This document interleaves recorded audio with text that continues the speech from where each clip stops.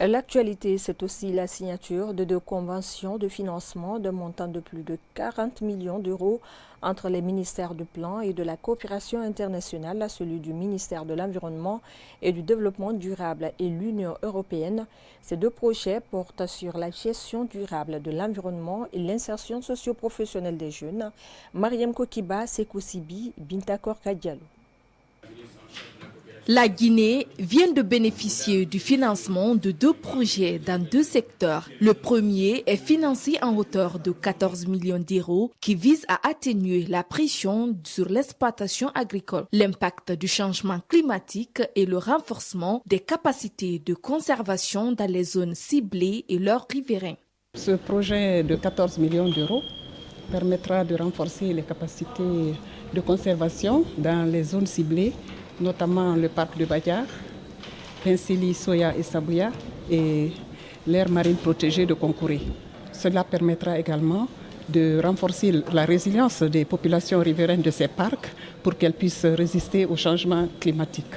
De son côté, la ministre du Plan a mis l'accent sur la synergie d'action entre l'État et ses partenaires au développement pour atteindre les objectifs du développement durable et surmonter ensemble les enjeux qui impactent le quotidien du Guinéen. Elle ajoute plus loin que le changement climatique est la préoccupation majeure des autorités guinéennes. C'est encore une confirmation que l'État et ses partenaires travaillent en synergie d'action pour atteindre les objectifs de développement durable qui impactent notre quotidien.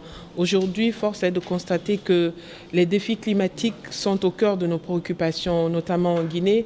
Pour l'ambassadrice de l'Union européenne, le but est d'aider les populations environnantes pour qu'elles aient un moyen de suivi sans faire recours à la déforestation. Et le second projet est financé à hauteur de 26 millions d'euros pour la formation professionnelle. Aider les populations dans les zones concernées pour qu'ensuite ils ont un moyen de survivre. L'autre projet aujourd'hui, c'est un projet également très important qui est l'Union européenne finance à hauteur de 24 millions d'euros pour la formation professionnelle. Ces 2 projets vont générer des revenus pour les femmes afin que celles-ci puissent être autonomes et cette initiative permettra aux populations riveraines de ces parcs de résister au changement climatique. Elle contribuera aussi à soutenir le programme d'appui à l'insertion et à l'emploi décent par la formation professionnelle.